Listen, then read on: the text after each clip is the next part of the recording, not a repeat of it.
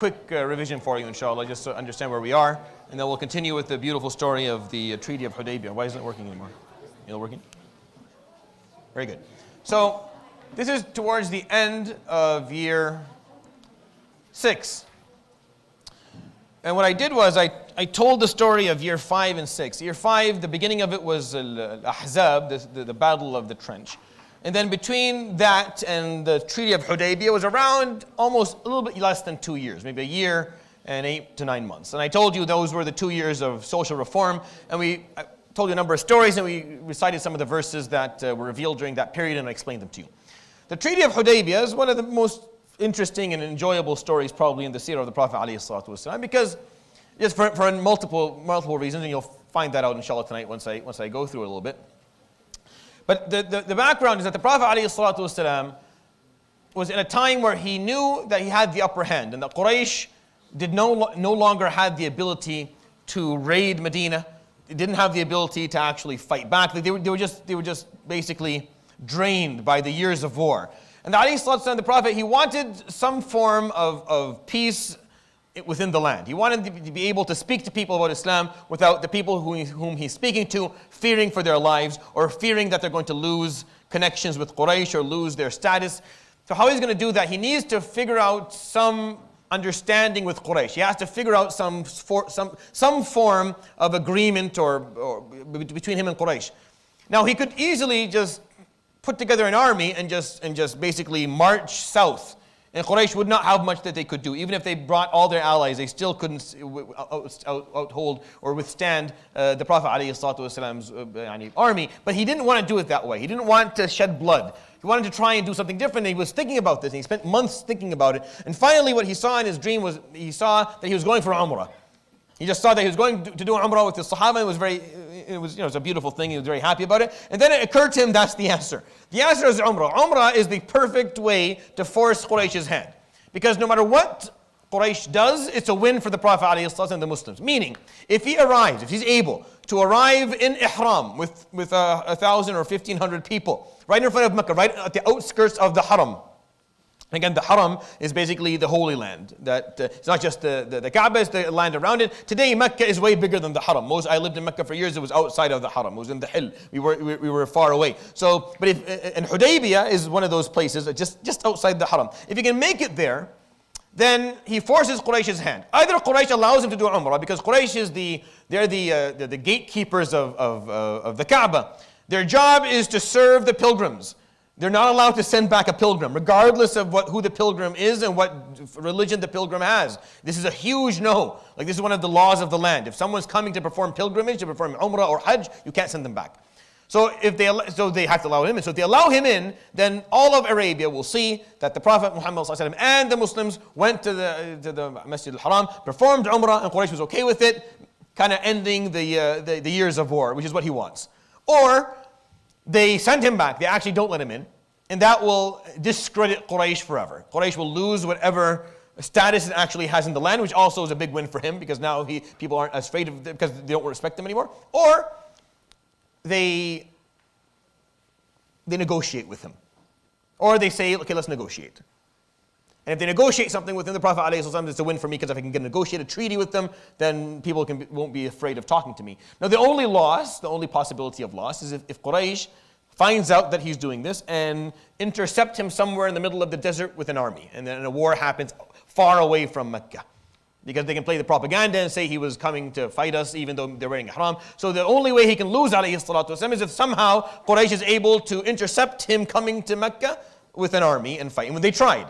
And in the story last week, I told you that they sent Khalid bin Walid, but the Prophet ﷺ had all his eyes, all the spies telling him, and just before Khalid was within eyesight, they took a detour. The Prophet ﷺ had someone, and they went through the mountains, and they took a route to Mecca that no one takes. It was very difficult. But by the time Khalid figured out that he's not going to meet the Muslims anymore, the Prophet ﷺ was already parked in Hudaybiyah. It was too late. So Khalid was marching north, all right, I'll get there.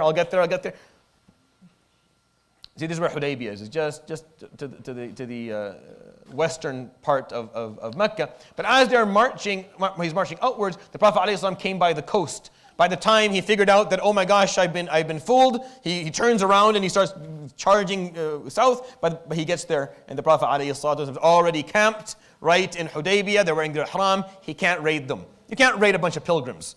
It's going to ruin it will destroy you. You'll never be able to get over, you'll never recover from this action. So he was able to do that, alayhi salatu wasalam, and he forced Quraysh's hand. And he sent in a message saying that, because Quraysh would send out messages saying that you're not coming in. We will all die before you come in. Like, we will fight you till the last man amongst us before we let you in. And the Prophet ﷺ would say, Ya wayha Quraysh laqad akalathum al-harb. What's wrong with Quraysh? Why are they so thirsty for war? Why have they been blinded by war? And then he gave them the breakdown. وَمَاذَا عَلَيْهِمْ لَوْ خَلُّوا بَيْنِي وَبَيْنَ. What's the problem? Let me speak to people. Let me speak. Stop telling people not to listen to me. Let me speak to them. If they accept what I teach, then you can enter Islam the way you want to, because you're my family. You'll enter with a higher status just by the fact that you're my family. Or you don't enter Islam, and you have a year or two off. You're resting from war so you can strengthen yourself. Or I talk to people and they don't like what I'm saying and they kill me, and you don't have to do it. They take that job off your hands and they do it for you. No matter what, letting me speak is a win for you. Just let me speak.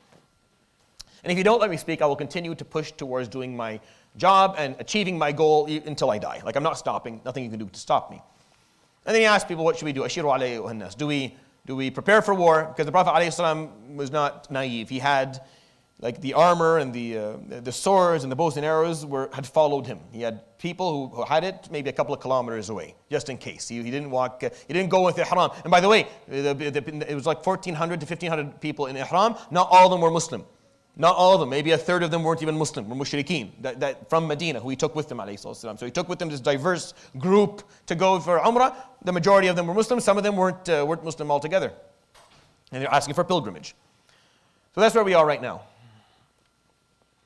All right. So the camel didn't, if you remember, this is where I left it last time. So the Prophet ﷺ asked people, what do we do? Abu Bakr stands up and he says, Ya Rasulullah, we don't get distracted by their animosity. We continue to walk the course. We stick to the course, which is we're here for Umrah. We go and we enter the Haram for pilgrimage. So the Prophet ﷺ was happy with that. The Muslims, no one objected. So he gets on his camel. Her name is Al-Qaswa. And they start going towards Mecca. And this is within Hudaybiyah. And just before they actually leave Hudaybiyah, because the moment Hudaybiyah ends, the Haram begins. The Holy Land actually begins. So just as they were about to leave Hudaybiyah, the camel stops. And she won't walk anymore. So the people say, خَلَأَتِ الْقَصْوَى, meaning his camel is disobeying him. His she-camel doesn't listen. The Prophet ﷺ got upset. He turned around, قال, مَا خَلَأَتِ الْقَصْوَى. No, she didn't disobey. وَمَا كَانَ ذَلِكَ لَهَا بِخُلُقٍ. And that's not her ethics. Those aren't her morals. She would never disobey when she was commanded. And he knows, and he would refer, sallallahu alaihi wasallam, and I'll do this maybe a little bit later in the Seerah. He would speak about his animals, alayhi salatu wasallam, he would speak about people. He would describe them, he would speak to them. It's a very interesting aspect of his character, alayhi salatu wasallam, that his animals, whether it was camels or mules or donkeys or cats or birds, alayhi salatu wasallam, he would give them names and he would speak to them, alayhi salatu wasallam, and speak about them. And it's an aspect of how he kind of saw life that I think we're not fully familiar with. But he turned to them and said, ما خلأت. No, she didn't disobey, and she would never do anything like that. وإنما حبسها حابس الفيل. What held her back is what held back the elephant back in the day when Abraha came. Whenever there was the possibility of bloodshed, the elephant stopped and the she-camel stopped. Because if you go in, there's going to be bloodshed. So she stopped. So the Prophet ﷺ got the idea and he stayed. And they camped right there where Hudaybiyah ended and just before the Haram. And the Prophet ﷺ would go and he would, we talked about one of the evidence of his prophecies with the empty well and the water gushing out of it. And then he sent a message into Quraysh. Like, he sent a message in. He did it with a man called by the name of Kharash ibn Umayyah. He put Kharash on the Prophet on one of his own camels, alayhi salatu wasalam, and he sent him in as because he was someone who was from a known family. He sent him in to convey a message to Quraysh. So he sent him in the message that he sent him to convey was the one up there. Wallahi la tad'uni Quraysh اليوم إلى خطة يعظم فيها صلة الرحم إلا وأجبتهم إليها.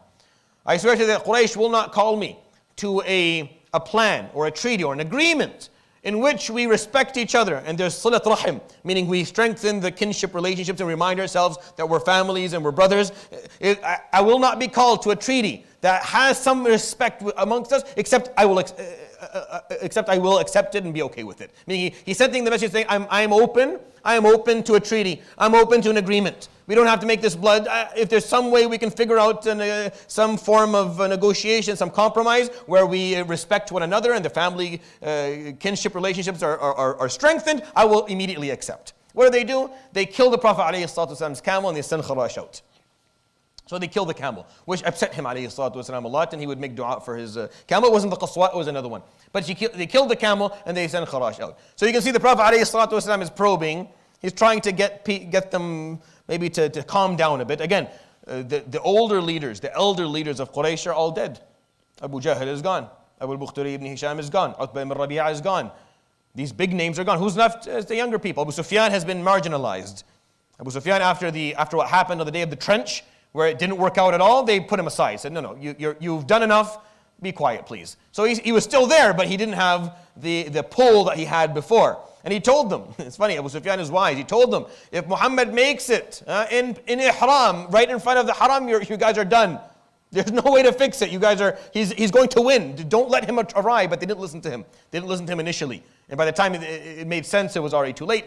So now their leaders are Ikrimah ibn Abi Jahl and Safwan ibn Umayyah. It's a younger generation of people. Younger, there's two things. There's the benefits and there's pros and cons. Because they're younger, they're not as hard-headed as maybe the people before. So maybe you can reason with them. But because they're younger, they lack wisdom and they may be a little bit too aggressive. So it's kind of the Prophet ﷺ has to figure out a way to maybe access the good part, which is that they may be a bit more open-minded to something different, but also maybe dodging the aggressiveness that may lead to war. So what happened next is the Prophet, here's a nice, this is actually where the treaty occurred, and you can go see this if you ever go to outside of Mecca, and this is called Masjid al-Hudaybiyah. It's actually called the Masjid. This is where we think, as far as we can tell, we're not sure, but what we think is where the Prophet ﷺ actually signed the treaty that we're coming towards talking about. It is a place, if you ever go to Mecca, it's worthy maybe of visiting and understanding the story. So Quraysh gathers the leaders of the land. They start gathering the leaders from the different tribes that exist or live around Mecca that are allies of themselves. So they start gathering them inside of Mecca to figure out what do we do next. Quraysh wants to strengthen themselves as much as possible. They know that they can't really put up a fight if the Prophet ﷺ decides to actually raid. But they're gathering the leaders of the land hoping to maybe find a resolution. So they send out a man by the name of Budayl ibn Warqa. And Budayl is Khuza'i. He's from Khuza'a. And Khuza'a is one of the tribes that are allies with the Prophet ﷺ. But Quraysh wanted to take one of the Prophet ﷺ's allies and add them to their own by calling him and saying, look, your ally is trying to raid Mecca. Is that acceptable? Is it acceptable for someone who claims to be prophet to come and shed blood in the haram? So Budayl got very upset and said, no, that's not acceptable. So he brings Khuza'a, he brings his tribe, and he comes to Mecca with Quraysh. So he says, you know what, how about since I am one of the allies, I go out and I speak to him. So he said, of course, go. So he goes. Budayl ibn Warqa. And he speaks to the Prophet ﷺ, and this is what the Prophet ﷺ tells him. You find this in some of the books of hadith. He says, قُلْ لَهُمْ إِنِّي لَمْ آتِ لِلْحَرْبِ وَجِئْتُ لِلْعُمْرَةِ قُلْ لَهُمْ قُرَيْشْ أَنْهَكَتْهَا الْحَرْبَ وَأَضَرَّتْ بِهَا. He said, tell them the following. Tell them that I didn't come for war. I came to perform Umrah. It's my right, it's the right of everybody to perform Umrah. Tell them that Quraysh is tired of war. They've been in war for a couple of years now. It's Badr and Uhud and Khandaq and a lot of other smaller wars that occurred that we didn't necessarily tell the stories of because there's too many of them if you want to go through all of them. And that having too much war has actually affected it negatively because a lot of the leaders are dead now and aren't around. You've lost a lot of men. قُلْ لَهُمْ إِنْ شِئْتَ أن تهادنونني مدة قبلت على أن يخلوا بيني وبين الناس. Tell them that if they want to strike up a treaty with me where we have a truce, where we don't fight for a while, and they allow me to speak to people, they don't put a bounty on my head, and they don't scare people away from talking to me, that I will be very open to something like that. قل لهم إن شاءوا أن يدخلوا فيما سيدخل فيه الناس من دين الله سعدت بذلك. Tell them that if they want to accept Islam and enter into what people are going to enter into eventually, then that would make me very happy. The Prophet ﷺ never closes the door of da'wah. It's always about da'wah at the end. Actually, what he's doing right now is for da'wah. He could have raided. He could have just charged down into Mecca and he would have been within his rights to do so. But that would take away the potential of da'wah. Now, like I said last time, some people here would disappear. Because we're here, because some of those people accepted Islam and then they spread Islam to the parts of the world that you and I come from. Had he just charged Mecca and killed some of these people, some people here wouldn't be around. They wouldn't be Muslim anymore. But the Prophet ﷺ's ultimate goal is da'wah. So if that means he has to swallow his ego, if that means he has to show patience, if that means he has to strike up a treaty with them, he'll do it. If we can avoid bloodshed and maybe get more people to accept Islam later. قل لهم إن أبوا أن يخلوا بيني وبين الناس أو أن يهادنوني مدة فوالله لأقاتلنهم حتى تنفرد سالفتي. And tell them that they don't want a treaty and they're not going to allow me to speak to people and they don't want to accept Islam, that I will not stop doing this until I die. Like I will continue to push until the last day of my life. I'm not going to step back, I'm not stepping down, and I'm not leaving. If I have to fight them, I will. But I'm giving them options here. It doesn't have to be like that. So Budayl ibn Warqa loved this. He's like, this is amazing. This is logical, this is rational, this is proper. What you're saying makes sense. I don't know what the fuss is about over in Quraysh. Quraysh is like, no, he's not coming in. Over our dead bodies, we will fight till the last of us. So he goes back, Budayl ibn Warqa, and he speaks to them. And he tells them, الرجل يعرض السلم وليس بباعث حرب وقد جاء للعمرة فخلوا بينه وبين الحرم. He told them, this man is not coming for war. He is here for peace. And what he's saying makes sense. And you need to allow him to enter the haram. So they go ahead and they start saying the worst things to him. And they start cursing him out, and don't tell us about him, tell him about us, and we are the ones who were this, and they started telling them about the days of Jahiliyyah when they fought and they were brave, and that's what Arabs do when they're bankrupt, they start talking about their past. We're very, very, very good about that. When we have nothing to offer right now, we'll talk about what we did in our past, and we'll blow that horn until everyone is tired of hearing it. So they're telling him the day of this and the day of that. So Budayl gets frustrated and says, no, you let him do Umrah because he's not here for war. So they curse him out and they say, we'll never do it. قال فإني مرتحل بخزاعة. I'm leaving and I'm taking Khuza'ah with me. Meaning you're on your own. I'm not standing here. I'm not defending. What? You called me to defend the haram? Defend it from what? A bunch of people who are wearing a haram coming for Umrah. There's nothing to defend here. He's very clear on what he's doing. He's never broken his word before. If you guys don't let him in, I'm leaving. They said we're not letting him in, so he took Khuza'ah. He took a full tribe of 2,000 people and he left. So Quraysh is losing. Quraysh is losing their own allies within the city. So they send out a man by the name of Mikraz ibn Hafs. And this is where part of the story where it's called the negotiations. Where they start sending people out to speak to the Prophet ﷺ. And the interesting part of the story is that the Prophet ﷺ, every time they send somebody, he knows people. ﷺ is very knowledgeable, not just geopolitically. The Prophet ﷺ knew people, meaning he knew families and he knew individuals. And he was not unaware of the leaders of the land and the different natures of these people. So when Mikraz ibn Hafs came out, the Prophet ﷺ قال هذا رجل فاجر. This is a person who has no ethics. فَاجْعَلُوا بَيْنَنَا وَبَيْنَهُ حَاجِزًا. Don't let him too close. Don't bring him in. He's not here to negotiate. He's here to find out information. And you'll see that in a moment. You'll see that the Prophet ﷺ was spot on in a moment. So he wasn't allowed to advance fully into the camp of the Prophet ﷺ, the Muslims. He had to speak from afar. And the same thing occurred. He told him, you have to leave. Quraysh is not going to let you in. And the Prophet ﷺ would say the same thing. I'm here for Umrah. I'm not here for war. This is not appropriate. And he would go back in and say the same thing. The second person they sent out was a man by the name of Hulays ibn Alqamah. And Hulays was Sayyid al-Habish. And when the Prophet ﷺ saw him, قال هذا رجل هذا رجل يعظم الهدي. This is a person who has a lot of spirituality. He's a very spiritual person. He respects rituals. He's a mushrik, but he respects rituals. سوقوا بين يديه الهدي. Take the sheep that are here for sacrifice and have it kind of march in front of him.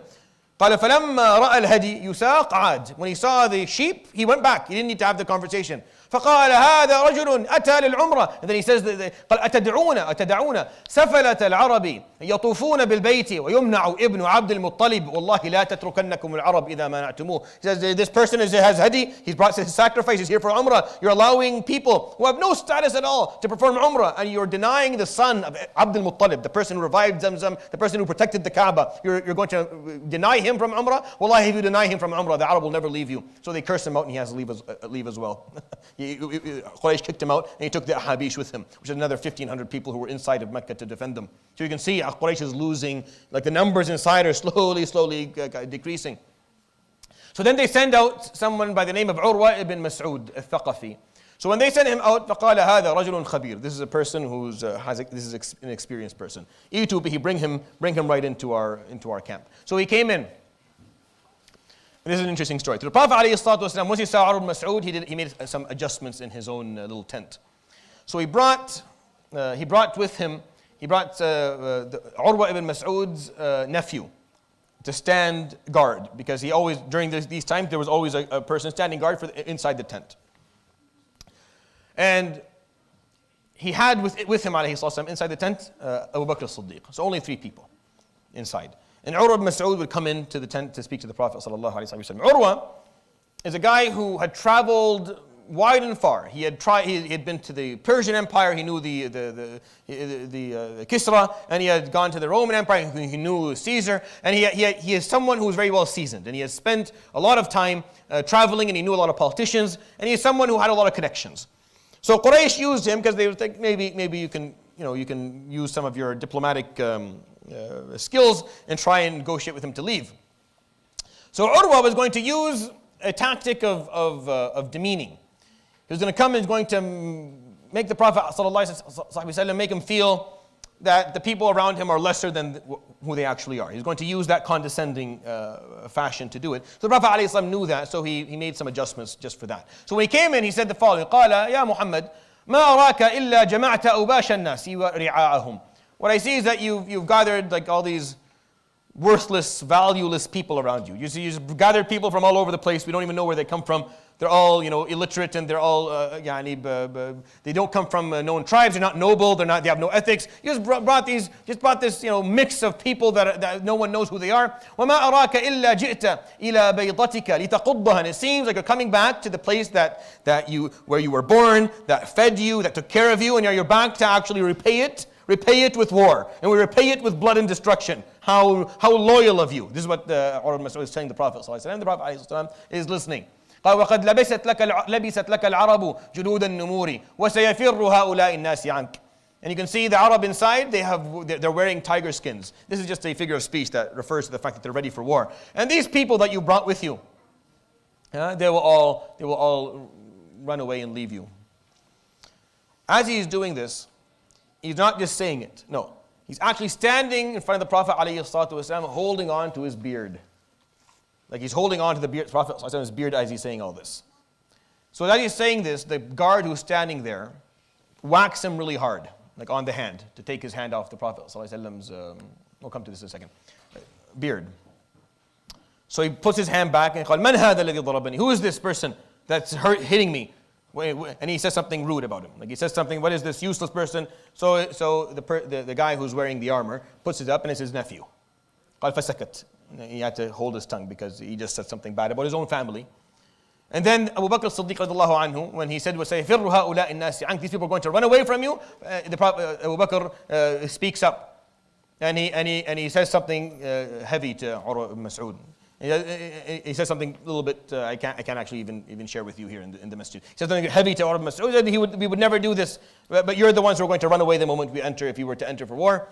So Urwa ibn Mas'ud says, Wallahi lawla yadun laka bayda alayla radat. If it wasn't the fact that I owe you a lot from Jahiliyyah, you've done me so many favors in Jahiliyyah. He's talking to Abu Bakr as-Siddiq, because Abu Bakr was probably one of the most famous businessmen, merchants in Arabia. He was known to have extremely high ethics. So he told him, if it wasn't for the fact that I owe you so much from the time of Jahiliyyah, I would have responded to you. But I owe you a lot. I'm in debt to you, so I'm going to be quiet. So the Prophet ﷺ knew Urwa is going to come in and demean everybody and condescend towards everyone in the army. So who did he put in the room? He put in the room his own blood, he put his nephew, and he put Abu Bakr as-Siddiq, whom he owes. Who was once a partner in business, and he owed money to, and Abu Bakr had forgave him for a lot of the debt that he owed, just to kind of respond. So the Prophet ﷺ did not respond to him when he told him, you have brought with you useless, valueless people, and they'll run away. He responded to him by showing him the actual people he has. I have with me your own blood, your nephew, and I have with me the person whom you still owe till this day, but has forgiven you. So it was 1-0. Like Urwa ibn Mas'ud didn't have much to come back by this. And then the Prophet ﷺ said, you know what? Give me a moment. I need to pray. How about we continue this conversation, and I tell you what I'm here for after Salah. So Urwa said yes. So the Prophet ﷺ told, let Urwa come out and watch. Let him come out and watch. So Urwa did. What he saw, this is what he saw. He actually didn't stick around for the rest of it. He saw the Prophet ﷺ trying to make wudu. This is what happened every time he tried to make wudu, alayhi salatu wasalam. all the Sahaba would come around. And as he's making wudu, not one drop of water is hitting the ground because they have their hands under it, taking that water and taking the barakah of the water that the Prophet ﷺ is making wudu with. Everyone around him, he makes wudu with a little bit of water, with half a cup. You have to learn to do that, by the way. If you learn to make wudu, they give you half a cup of water, learn to make wudu with half a cup. You shouldn't require Lake Erie to make wudu. You just need a little bit of water to do it. So the Prophet ﷺ would make wudu, but the Sahaba would not allow it. They would not one drop of water would hit the sand ever. He's standing there and he's watching this. Urwa's watching this. He's watching what the Sahaba are doing. He's watching how they get his wudu for him, how they get him up front to pray, how they stand behind him in lines. So he leaves. In the middle of their prayer, he just goes back. The Prophet ﷺ finishes his prayer. Urwa's not there anymore. So he goes back. And what he says. He says, أَلَا إِنِّي رَأَيْتُ الْمُلُوكَ وَأَحْوَالَهُمْ وَاتِّبَاعَ النَّاسِ لَهُمْ. I've seen kings. And I've seen people follow them and I've seen loyalty. وَقَدْ رَأَيْتُ قَيْصَرَ فِي مُلْكِهِ وَكِسْرَ فِي جَبَرُوتِهِ. I've seen Caesar, I've seen Kisra, I've seen what they've got. وَاللَّهِ مَا تَنَخَّمَ مُحَمَّدٌ نُخَامَةً فَوَقَعَتْ فِي الْأَرْضِ إِلَّا فِي كَفِّ أَحَدٍ مِّنْ أَصْحَابِهِ. If he's making wudu and he spits, alayhi salatu wasalam, one of the Sahaba is picking it up, but they're not letting it hit the ground. This is how, he doesn't want any of this, alayhi salatu wasalam. By the way, he would push people away, but after a certain age, he got tired. Got tired of ushering people away, and he just let them do what they wanted. But this is how, قال فما رأيت والله أحدا يعظم أو يحب أحدا كحب أصحاب محمد محمدا. I've never seen anyone love anyone before the way these people love Muhammad sallallahu alaihi wasallam. Allahumma salli wa sallim wa barik alayhi. I've never seen a group of people love someone or respect someone or revere someone the way these people love this man. I don't understand it. Urwa couldn't understand it. He's like, I don't know. I understand kings. I understand politicians. I understand leaders. I understand great commanders and how people are loyal to them. But this is different. These people, I don't know what it is. I don't know what he's done to them, but they love him. They don't let him walk. They don't let him they won't allow anything around him. Sallallahu alayhi wa sallam. It's just something I haven't seen before. So he's like, فَدَعُوهُ. Let him do what he wants. You're not winning this. Urwa Mas'ud came back and said, you're not winning this. You can't beat them. This is different. What I saw is different from everything I've ever seen. All over the world, this is different. This is unique. This is special. It's not like what I've seen. You can't hold a candle to this. You have no chance. Let him do Umrah. You're lucky, in one of the narrations, he said, you're lucky he's not here for war. You're lucky that he's not here to actually raid you or charge you. He's here for Umrah. Just let him do Umrah. And of course they get upset with him and they kick him out as well. So Urwa Mas'ud goes back to, he's Thaqafi from Thaqif, so he's from al-Ta'if, which is one of the rivals of Mecca. He's one of the leaders of al-Ta'if. So he goes, he takes with him another 1,000 people. Now Mecca, now it's empty.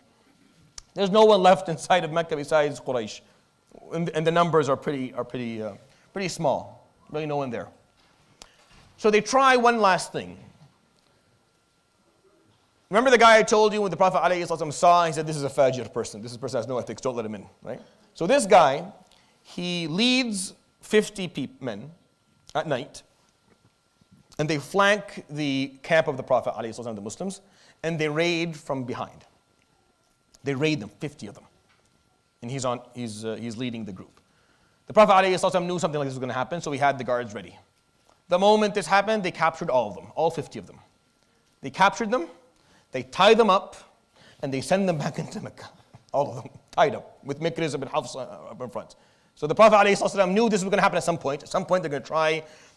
Look, whenever you corner somebody, there'll be that last kind of, last act of aggression to see maybe they basically lash out one last time to see if maybe they can get something on. So he knows that the lash is coming. They're going to lash out at some point very soon. So he wasn't asleep. He knew that was going to happen. They're going to lash out one last time. He wanted to try and make sure that he makes his intentions clear. He could have taken these people and killed them and sent them in with their heads rolling in front of them. But he sent them in the way they are. Just tied them up and sent them in. He responded with peace. I'm not here for war. I'm not here for war. I don't want to fight. I know you're trying to provoke a little bit of a fight, a kerfuffle, so you can play the propaganda. He's here. He killed people. They killed him, whatever. I'm not here for that. Here they are. Try again. Try again. You sent Mikriz. You sent Urwa to demean me. You sent Al-Hulays to try and scare me with spirituality. You've tried everything. It's not working. Try something else. So the leaders of Quraysh finally go to Abu Sufyan. And they say, what do we do? Everything we've done has failed so far. By then, there were more people around Mecca watching than there were people involved in this story. So there's 1,400 Muslims or 1,400 people with the Prophet ﷺ for Umrah. There's another maybe 1,500 inside of Mecca. There's like 10,000 people who are just here for the show. The popcorn just watching. What's going to happen? Because they heard that Quraysh is denying pilgrims. This is a big deal. This is not a joke. This is something that never happened before. Muhammad's actually in ihram right in front of Mecca, not being allowed in. We have to see this for ourselves. So literally people would come and camp around just to see what's going to happen. Not interested, not going to get involved, but they want to actually witness what's going to actually occur. There was more people just watching than there were people involved. So the Prophet ﷺ, as he's waiting for something to happen, he sent Kharash ibn Umayyah on his camel, didn't work out. So he wanted to send someone else in. So he chooses Umar ibn Khattab. That you should go in, you're from Quraysh, and see if you can reason with them. And Umar ibn Khattab is like, no, not me, Ya Rasulullah. I didn't really leave on a good on a good note with them. I don't really have a strong tribe. I'm going to go in, they're going to say something, I'm going to say something, I'll kill a couple of them, they'll kill me. It's not going to work out. I don't think if you want this to go that way, and I'm not sure I'm the right person for it, but I think the right person for it is Uthman ibn Affan. And he was right. Uthman was like Quraysh's spoiled boy, spoiled child. They loved him. But everyone loved Uthman ibn Affan. Everyone who knew him loved him. It's a very interesting thing. His character. He was just so, that's why if you read the hadith about Uthman, the Prophet ﷺ would say, أَلَا أَسْتَحِي مِنْ رَجُلٍ تَسْتَحِي مِنْهُ الْمَلَائِكَةِ. The Prophet ﷺ would never, sometimes he'd be lying in his house, kind of reclining with his foot out, and Abu Bakr would come in, Umar would come in, then Uthman comes in, he would sit up and he would cover up and he would sit. And Aisha said, what's different? Like Abu Bakr, why Uthman? And he would say, I'm bashful from someone that the Malaika are bashful from. He just had this very high degree of adab, radiallahu anhu, and he was loved, and he was very rich, he was very generous with his wealth. So the Prophet ﷺ actually said that you're right, Uthman is the right person. So he sends Uthman in. I love this story because it's an important part of this whole what goes on. Uthman goes in on his camel. Quraysh is all, they welcome him. Like they're very happy to see him. Dhin Nurayn radiallahu anhu ardah. He married 2 daughters for the Prophet ﷺ. He married Ruqayyah, and then she passed away. Now at this point he was married to Kulthum radiallahu anha, alayhi salam, the Prophet ﷺ's daughter. So he's entering Mecca and he's giving salam, and every once in a while he looks to the Kaaba. He hasn't seen the Kaaba he hasn't seen the Kaaba in a long time. Because Uthman had went to Habasha, right, first. And then he went with the Prophet ﷺ to Medina. So Uthman did 2 hijras. And he's been a long time since he's been around the Kaaba. And if you know the Kaaba, you know the love that is, ends up in your heart towards it. It's just something that you can't. So he sees the Kaaba, and every once in a while he's giving salam, and he looks at the Kaaba. فَقَالُوا أَلَا تُحِبُّ أَن تَطُوفْ اذْهَبْ فَطُوفْ. You want to perform tawaf first? Go perform tawaf. فَقَالَ أَبَدًا حَتَّى يَطُوفَ رَسُولُ اللَّهِ. I said, no.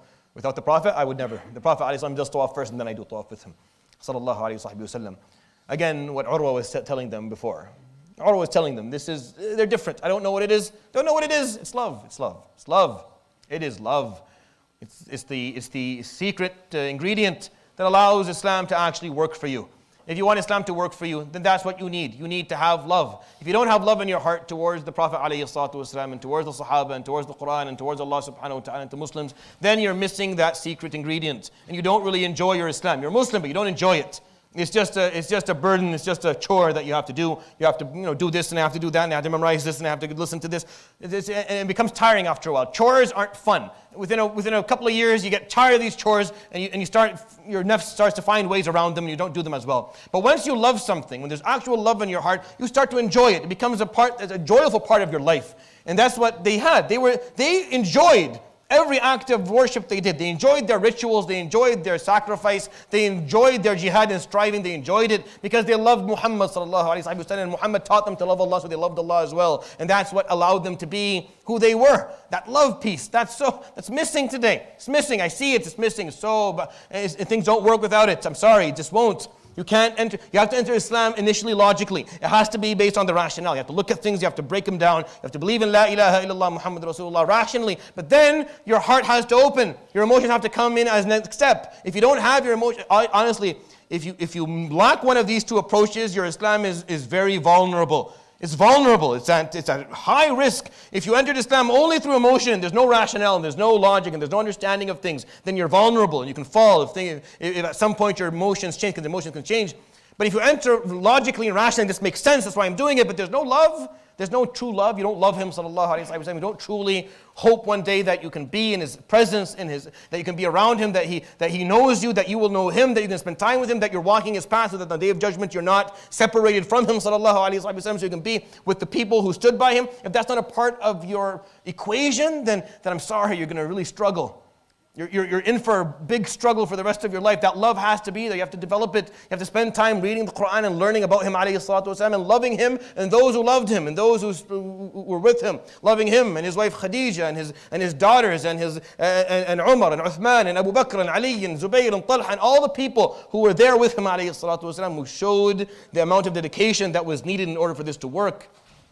I find that love exists everywhere, or we talk about it, but then we come to Islam and I don't see it anymore. I think it comes from the fact that we've distorted the meaning of the word. I think because the word love is very much attached to things that aren't really love.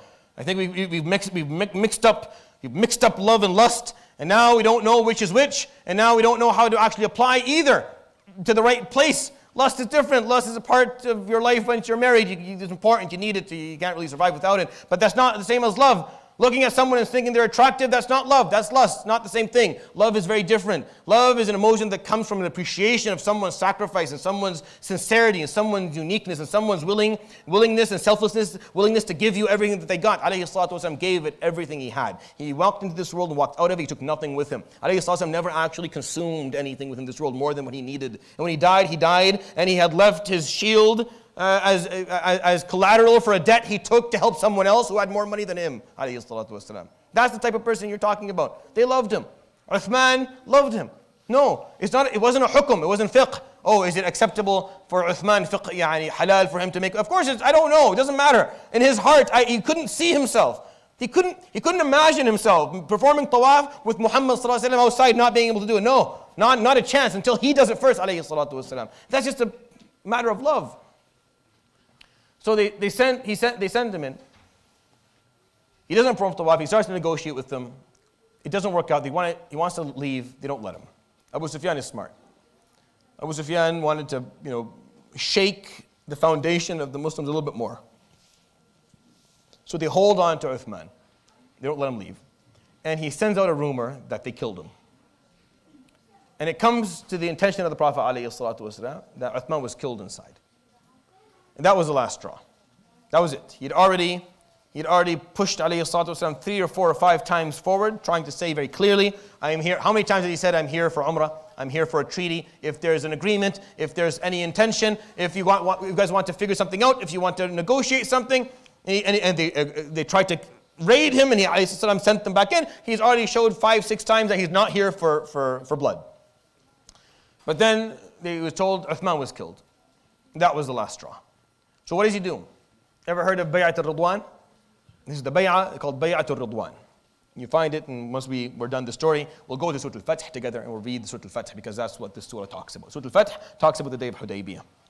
لَقَدْ رَضِيَ اللَّهُ عَنِ الْمُؤْمِنِينَ إِذْ يُبَايِعُونَكَ تَحْتَ الشَّجَرَةِ فَعَلِمَ مَا فِي قُلُوبِهِمْ فَأَنزَلَ السَّكِينَةَ عَلَيْهِمْ وَأَثَابَهُمْ فَتْحًا قَرِيبًا وَمَغَانِمَ كَثِيرَةً يَأْخُذُونَها. Allah subhanahu wa ta'ala was satisfied with the believers on the day of Bay'at al-Ridwan. It was under a tree where the Prophet ﷺ was told, Uthman has been killed, Ya Rasulullah. So the Prophet ﷺ said, no, that's too much. Man yubayi'uni ala al-maut. Who will give his word and covenant to fight until death with me? So the Sahaba put their hands out. فَبَايَعُوهُ وَاحِدًا وَاحِدًا. One by one, they would give their pledge with the Prophet ﷺ that we will stand. Meaning, right now, that's it. If they've killed, if they've spilled blood again, now we have to fight. Now it's war. Now it's war. So they would pledge with him. There's only 1,400 of them. Yeah? There's not a lot of people. They're still more powerful, but still the number is pretty small. They're there for Umrah, not there for war. The amount of swords and armor that they have is not high. It's there, but it's not high. So they would all pledge to the Prophet ﷺ, yes. And then when he was done shaking every person's hand that day, he would go like this, وَهَذِهِ عَنْ عُثْمَانٍ. And this is Uthman's pledge. Since he's not here, because I don't want him to miss it. I don't want him to miss this just because he was murdered by them inside. I mean, this is for Uthman radiallahu anhu warḍah. Once Quraysh heard that the Prophet ﷺ had done that there was a pledge under that tree to fight with him till the end, they got scared. So they send out someone to negotiate, saying, oh, Uthman's fine, by the way. He's just having lunch. He'll come out shortly. That tree, shajara in the Quran, إِذْ يُبَايِعُونَكَ تَحْتَ الشَّجَرَةِ, when they gave their pledges under the tree, became a big deal. That tree became like a very known spot. It became so famous, and people went to it all the time that during the time of Umar al-Khattab, they removed it. He actually plucked it out of the ground. That's it, because it was turning as significant as the Kaaba. People were actually coming to that tree, but the space or the place where this bay'ah happened is still known today. So you can go and you can be told, it's close to the masjid, a little bit west of the masjid itself, where the Prophet ﷺ performed with the Sahaba the bay'ah that's in the Quran, where Allah subhanahu wa ta'ala said that he was satisfied. No war happened, but it was just that final test for the Sahaba that day, that they were willing to give their lives for something when needed. And they did. They were willing to sacrifice themselves for that. So they send out Suhail ibn Amr. Suhail ibn Amr is a diplomat. He's a negotiator. So once the Prophet ﷺ sees him coming out, فَقَالَ أَرْسَلُوا إِلَيْنَا سُهَيْلًا سَهَّلَ اللَّهُ لَكُمْ. They sent to us Suhail. Allah has made it easy for you. Now we can get things done. Now it'll work out, because now we have Suhail ibn Amr. Do I have the treaty right there? Perfect. We'll come back to that in a second. So Suhail ibn Amr was an older guy. He'll accept Islam later on. He wasn't Muslim at the time. Radiallahu anhu. At the time he wasn't Muslim. He would come and he would tell the Prophet ﷺ, I'm here to strike a deal. I'm here for a deal.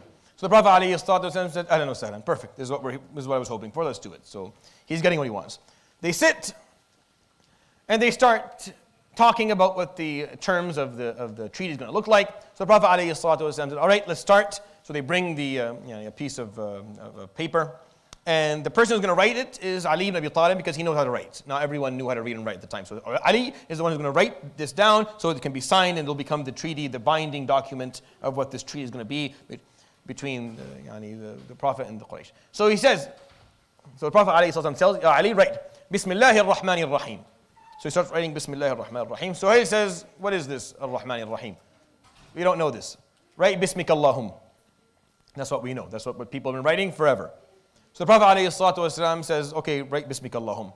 So Ali says, no, his name is Ar-Rahman. Ali, just write Bismika Allahum.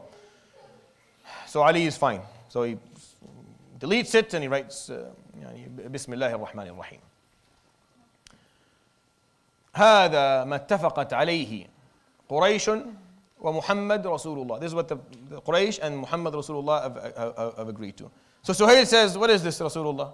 لو كنا نعلم أنك رسول الله ما فعلنا معك. If we knew you were Rasulullah, this wouldn't be happening. Write your name and the name of your father. So the Prophet ﷺ says to Ali, write Muhammad ibn Abdullah. So Ali throws this pen. Nope, it's Muhammad Rasulullah. If they don't like it, they can go do this, and we've already pledged ourselves. And the Prophet ﷺ, yeah, Ali, write Muhammad ibn Abdullah. I am not deleting it. It's Rasulullah. So the Prophet ﷺ said, where is it? Where's Rasulullah? So he points it out to him. So the Prophet ﷺ, he deletes it himself. Fine, just write Muhammad ibn Abdullah. Just write. So Ali, of course, now is fuming. So he writes Muhammad ibn Abdullah.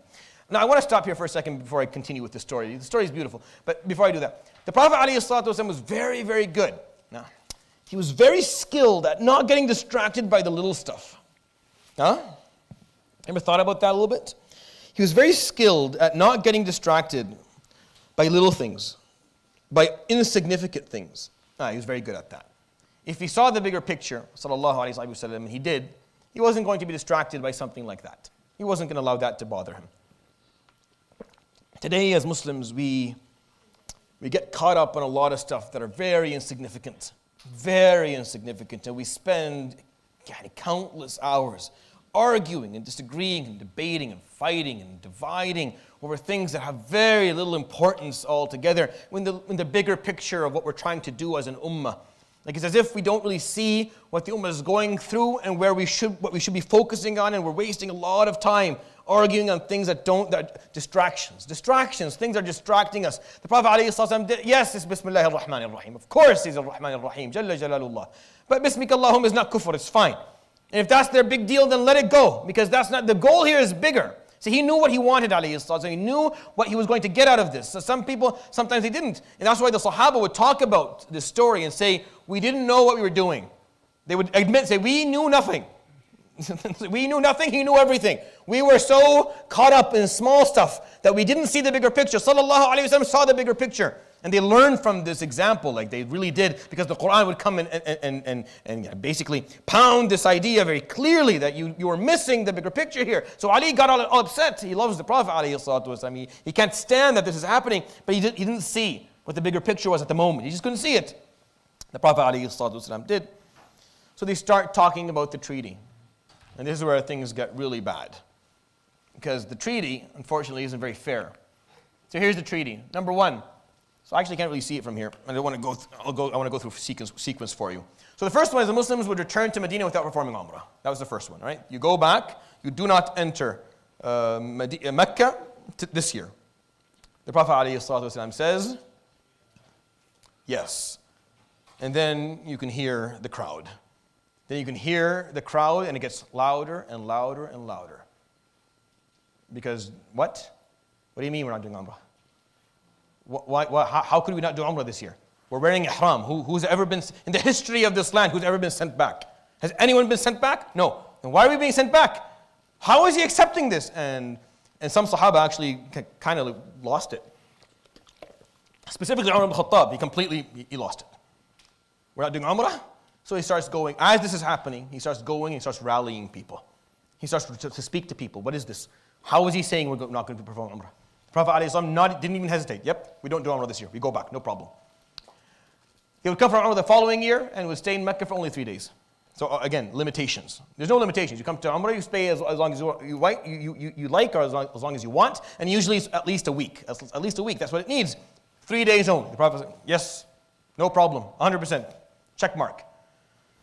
As the more he says, as they go through these articles, every time, the Sahaba are getting more and more upset. You're going to see at the end of this how upset they actually got. They got really upset.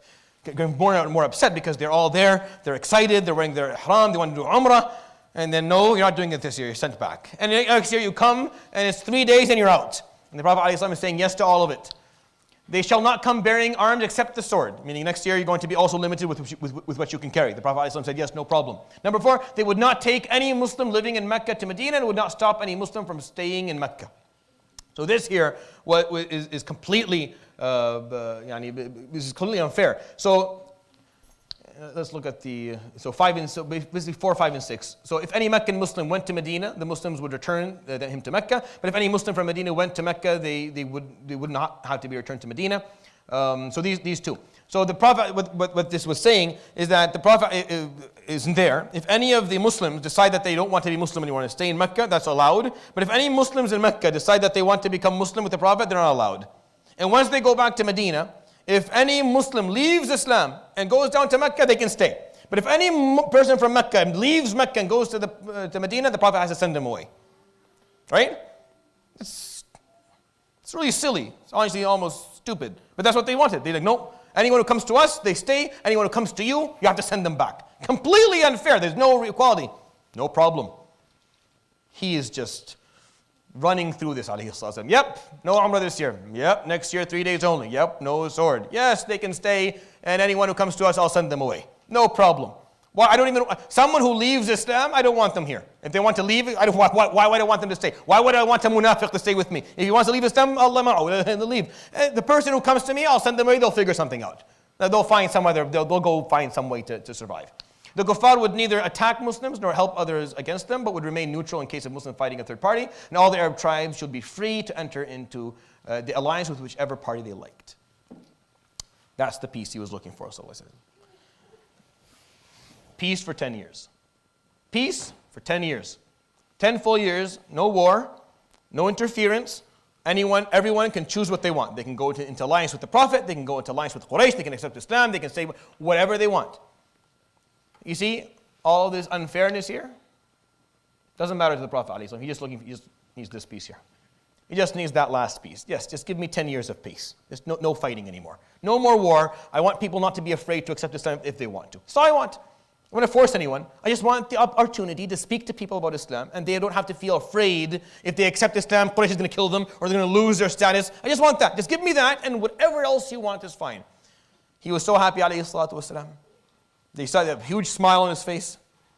Huge smile. It was signed. It was documented. He was happy. The Sahaba were miserable. The Sahaba were fuming. The Sahaba were so upset that he didn't even know alayhi salatu was actually happening at the time. Umar al-Khattab was going from one person to the other, rallying individuals to, this is not acceptable, we have to end this, we have to go to the Prophet.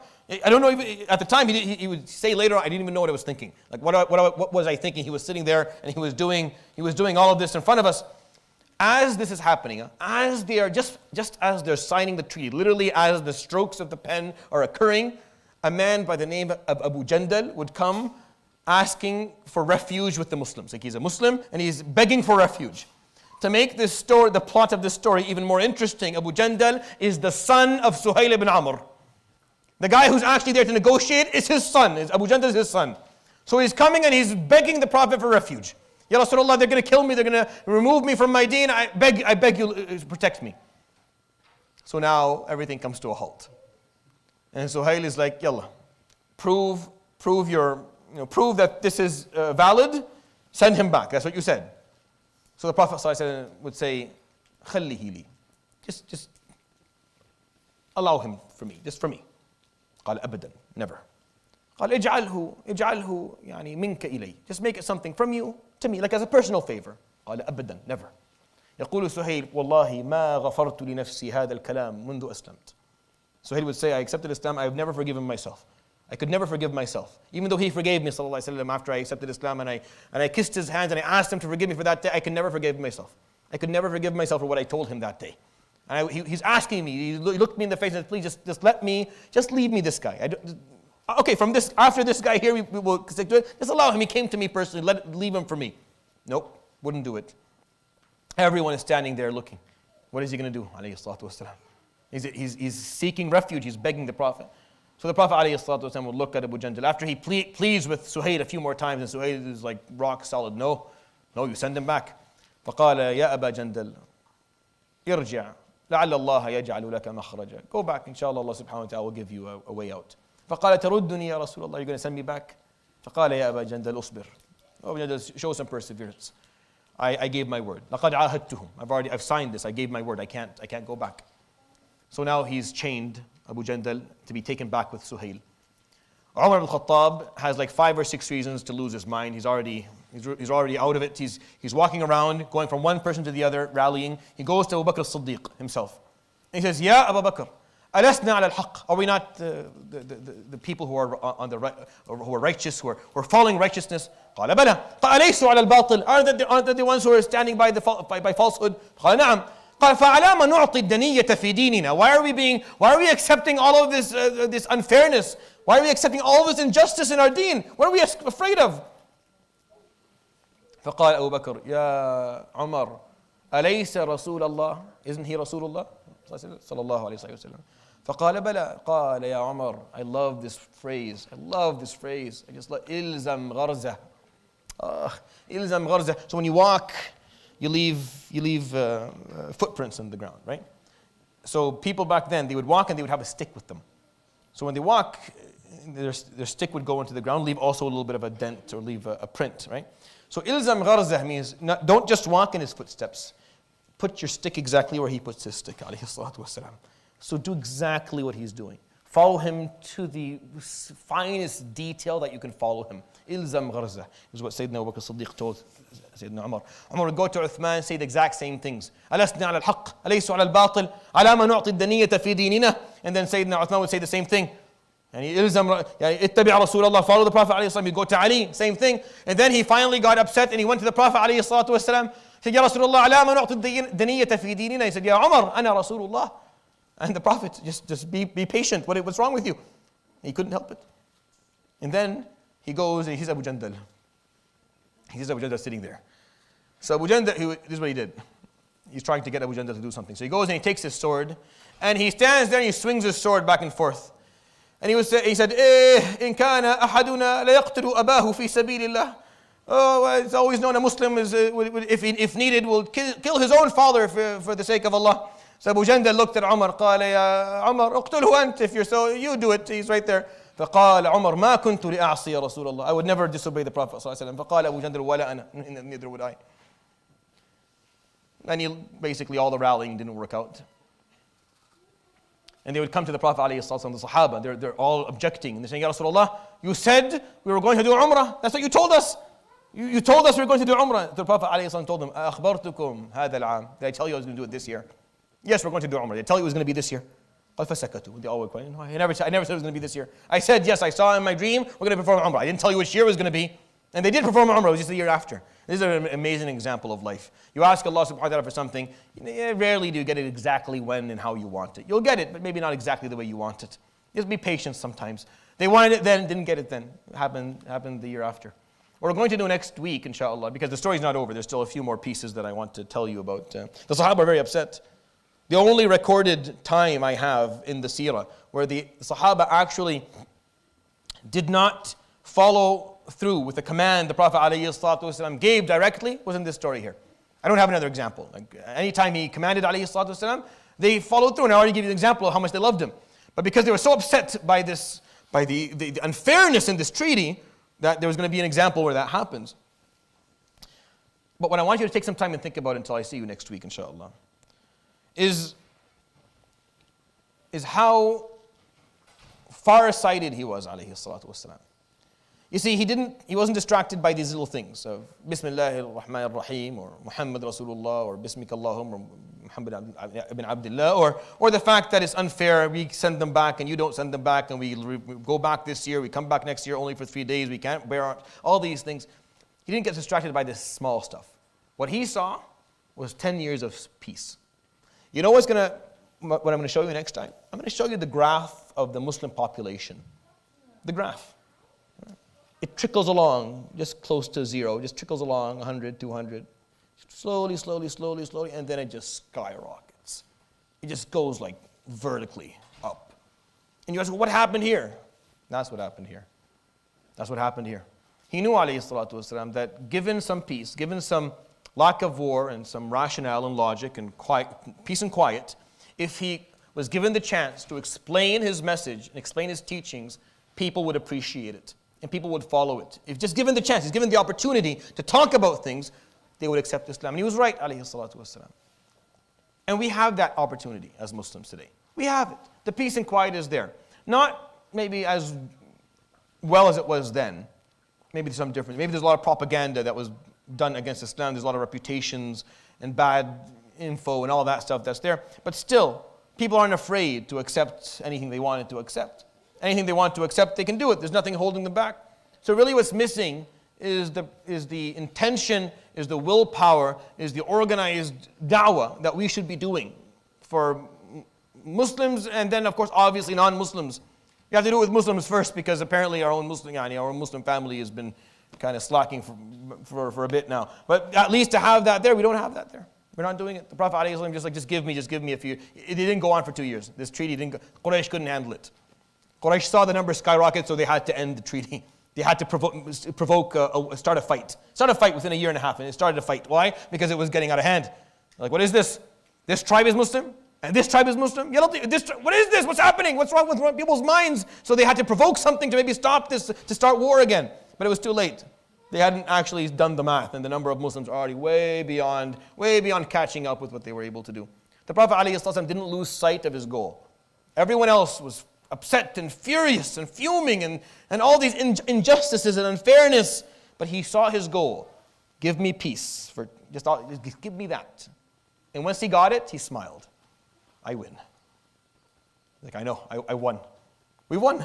He's happy. The Sahaba are like, what do you mean? We go back this year. We won.